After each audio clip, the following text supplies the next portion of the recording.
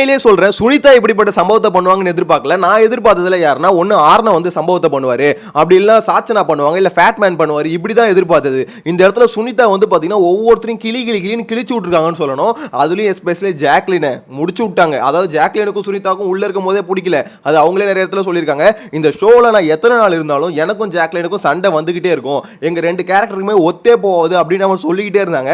சரி, வெளியே போயிட்டு வந்ததுக்கு அப்புறம் ஓகே ஓரளவு கொஞ்சம் ஒத்து போகும்னு நினைச்சேன். ஆனா வெளியே போயிட்டு உள்ள வந்தோம் ஜாக்லினை போட்டு பொலன்னு பொழுதுட்டாங்க. சீரியஸ்லி ஜாக்லினை எதிர்பார்த்திருக்க மாட்டாங்க. வெளியே போயிட்டு வரவங்க நம்மள போட்டு இப்படி பொழப்பாங்க அப்படின்ற மாதிரி எதிர்பார்த்திருக்க மாட்டாங்க. ஜாக்லினை வச்சு கிழிச்சிட்டாங்க. கூடவே பாத்தீங்கன்னா விஷாலை வச்சு செதுக்கிட்டாங்கன்னு சொல்லணும். ஆக்சுவலா இன்னைக்கு எபிசோடுக்கான ஃபர்ஸ்ட் ப்ரோமோல பாத்தீங்கன்னா ரெண்டு பேர் உள்ள வராங்க.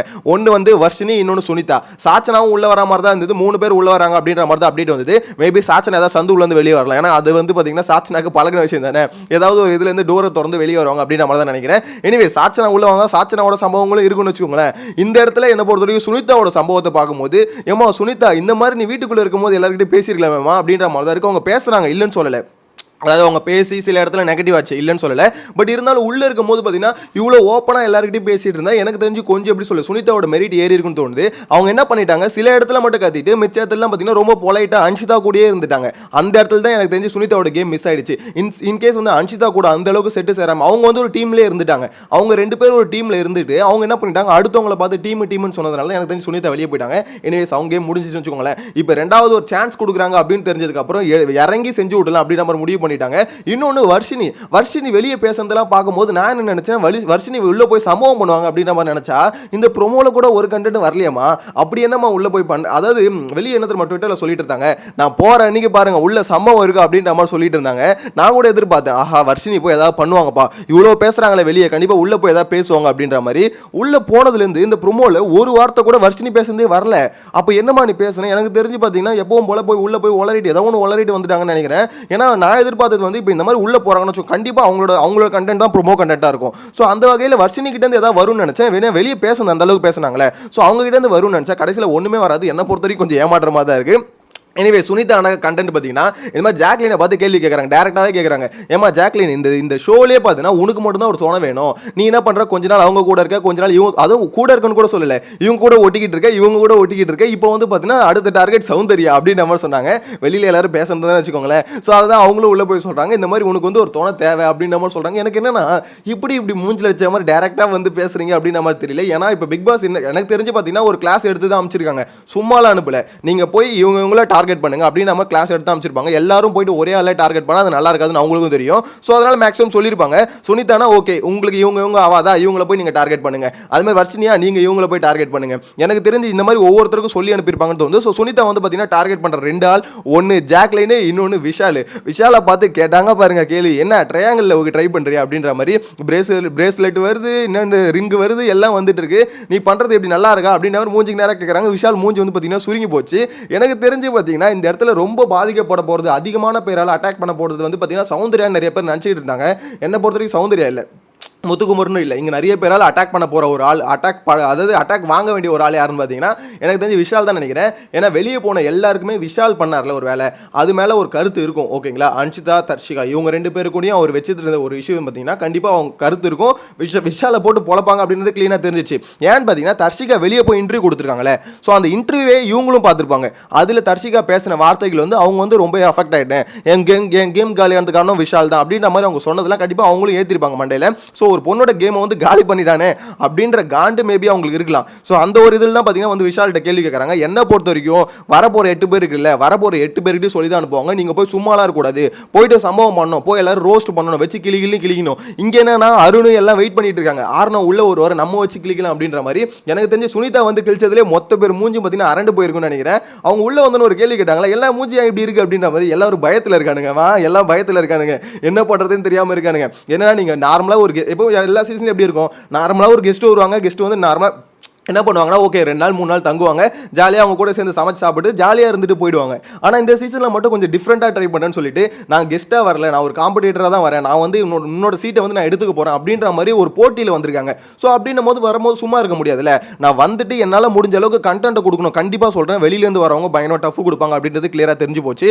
இதில் வந்து பார்த்தீங்கன்னா உள்ள எந்த அளவுக்கு நீங்கள் போல்டாக இருக்கீங்க. நேற்று முத்துக்குமரன் கூட அதான் சொல்லிட்டு இருந்தாரு, இந்த மாதிரி வந்து அவங்க வெளிலேருந்து வரட்டும், அவங்க எல்லாத்தையும் பார்த்துட்டு வரட்டும், இல்லைன்னு சொல்லலை, இந்த வீடு நமக்கு பழக்கப்பட்ட படைக்கப்பட்ட வீடு. இந்த வீட்டில் நம்ம எப்படி இருக்குன்னு சொல்லிட்டு அவங்கள விட அதிகமான நேரம் நம்ம தான் இங்கே இருந்திருக்கோம். ஸோ நம்மளுக்கு இருக்க கான்ஃபிடென்ட்டை விட அவங்களுக்கு கம்மியாக தான் இருக்கும்.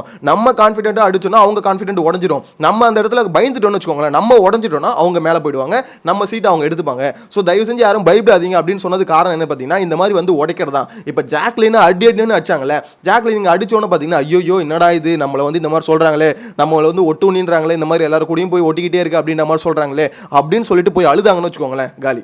ஆக்சுவலாக அந்த இடத்துல பிரேக் ஆகவே கூடாது.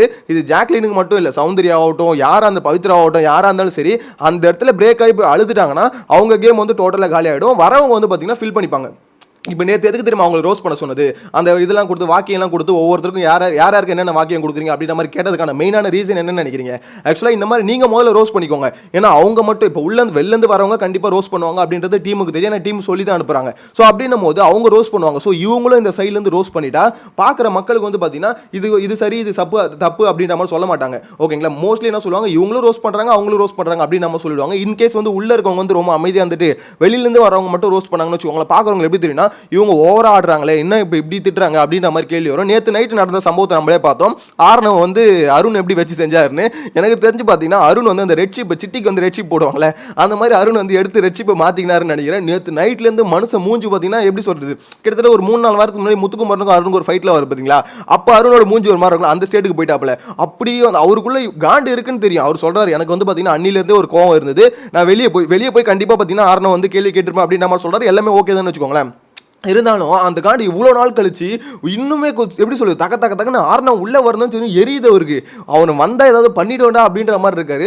லூசுன்றாரு, வார்த்தை இஷ்டத்துன்னு விட்றாரு. முத்து கூட சொல்கிறாரு, எப்பா அருண் உனக்குன்னு இவ்வளோ நாள் ஒரு பேர் வச்சிருக்க, ஓகேவா, அதை வந்து கெடுத்துக்காத, எப்படி கொஞ்சம் ஜாக்கிரதையாக இரு அப்படின்னா கவனமாக இரு அப்படின்ற மாதிரி சொல்கிறாரு.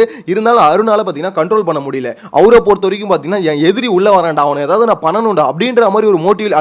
அந்த மோடு வந்து பார்த்தீங்கன்னா நான் ஆல்ரெடி சொன்ன மாதிரி ரெட்சி பெத்து மாட்டிட்டு சிட்டி மோடுக்கு வந்து போயிட்டாப்புல. எனக்கு தெரிஞ்சு எங்கே போய் முடிய போகுதுன்னு தெரியல. அருண் இப்போதான் கொஞ்சம் ஓரளவுக்கு இதுவாக வந்துட்டு இருக்கீங்க, எப்படி பாசிட்டிவ் மோடு மாதிரி கொஞ்சம் ஃபன்னான கவுண்டர் எல்லாம் பார்க்கறதுக்கு நல்லா இருக்கு. எனக்கு தெரிஞ்சு திருப்பி அருண் வந்து பார்த்தீங்கன்னா நேற்று நைட்டு பேசணும் நல்லா தான் ஃபன்னாக தான் இருந்தது, இல்லைன்னு சொல்ல. ஆனால் உள்ளே வந்ததுக்கு அப்புறம் கொஞ்சம் குறைச்சிக்கிட்டா பெட்டராக இருக்கும். ஏன்னா இதே மோடில் போய் அட்டாக் பண்ணி கடைசியில் இவருக்கு கெட்ட பேர் வந்துருமோ அப்படின்ற மாதிரி தான் தோணுது. ஆனால் எனக்கு தெரிஞ்சு பார்த்தீங்கன்னா சரியான சண்டை இருக்குங்க. ஏன்னா இவங்களாம் வந்து பேசுறாங்க பார்த்தீங்களா, பேசிட்டு ஒரே நாளில் வெளியே போக போகிறதில்ல, ஒரு வாரம் உள்ளே இருக்க போகிறாங்க, கிட்டத்தட்ட 5 நாள் உள்ளே இருக்க போகிறாங்க. ஸோ அப்படி இருக்கும் போது கண்டிப்பாக பேசிட்டு அதுக்கப்புறம் ஓடிட முடியாது. கண்டிப்பாக எல்லாம் ஒரு டிபேட் வரும், சண்டை வரும், உள்ளுக்குள்ளே எல்லாம் அடிச்சுட்டு நான் மாற போறானுங்க. இப்போ இதில் என்ன பிரச்சனைனா, இது பிரச்சனைன்றதுல இதில் யாருக்கு ஒரு ஜாலின்னு பார்த்தீங்கன்னா பச்சைக்கிளிக்கு மட்டும்தான். ஏன்னா பச்சைக்கிளி மட்டும்தான் பார்த்தீங்கன்னா இது எல்லாத்தையும் உட்காந்து வேடிக்கை பார்க்கலாம், எதுலையுமே கலந்துக்காம. ஏன் சொல்லுங்க? ஏன்னா வரதுல வந்து பார்த்தீங்கன்னா அந்த முன்னாடி இருக்காங்களா அந்த 3 பேர், ஆர்னவ், சாச்சனா, ஸோ இவங்க ஃபேட்மேனு, இவங்கெல்லாம் பார்த்தீங்கன்னா பச்சைக்கிளியை வீட்டுக்குள்ள வச்சு பார்த்ததில்ல, வெளியே வந்து தான் பார்த்துருக்காங்க.